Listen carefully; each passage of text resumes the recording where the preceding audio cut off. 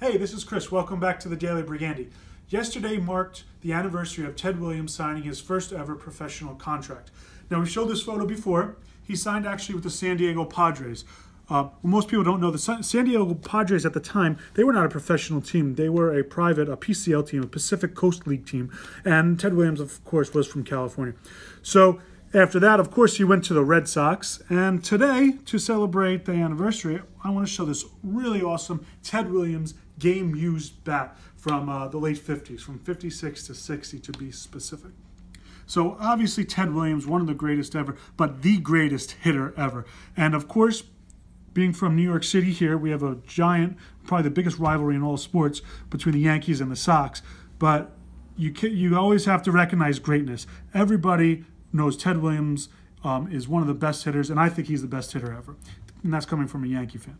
So we recognize greatness, and this bat, I mean, you can imagine how many hits, how many home runs Ted Williams hit with this. So let's talk about the bat itself.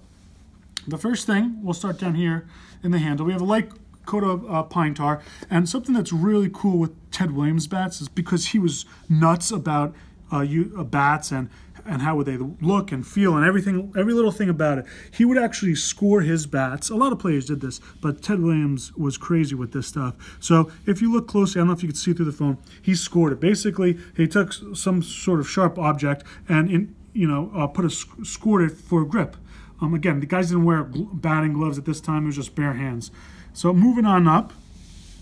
Okay, it's Louisville Slugger HMB. It's his model. And then we're going to go up here. It's his professional model. But you're going to see all sorts of seams from the baseballs he hit, ball marks, etc. And also, we have a great vintage signature. So bats at our period, so it was signed during the period, which is great. And also, that helps authenticate it.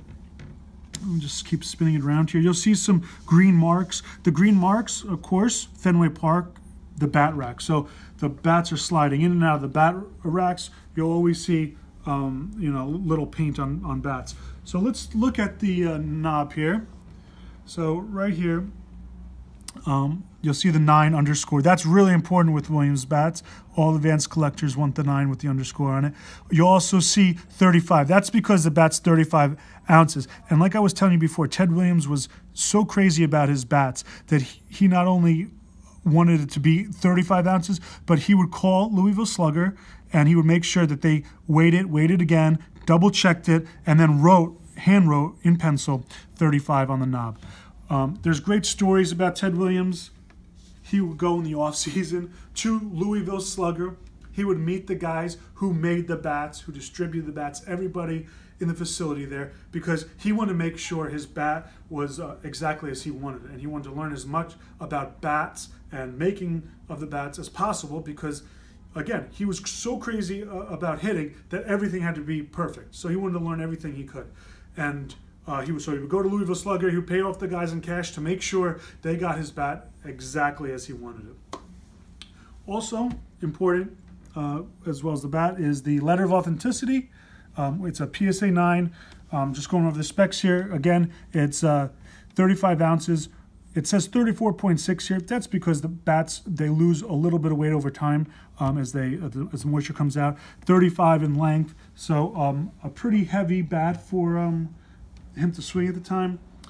Again, 1956 to 60. Now that's at the end of Ted Williams' career. Typically with baseball bats, you want a bat from someone's rookie, right, or pre-rookie, or of course their prime would be the best. But Ted Williams was such an amazing hitter. In 1957 and 1958, the last few years, he was hitting well over 300. He won 2 batting titles. He hit, I think, 348 in 1957, won the batting title, and then 328 or 325 the following year. Even this last year, 1960, he hit 316. The guy was mashing his entire career. So you might say, oh, something from later in his career is not good, but that's not true with Ted Williams because he was still better than most of the guys playing when he was in his last seasons. Awesome bat. Anything Ted Williams batting, super collectible, really cool, very valuable, very sought after. Thanks for watching the Daily Brigandy. We'll see you next week.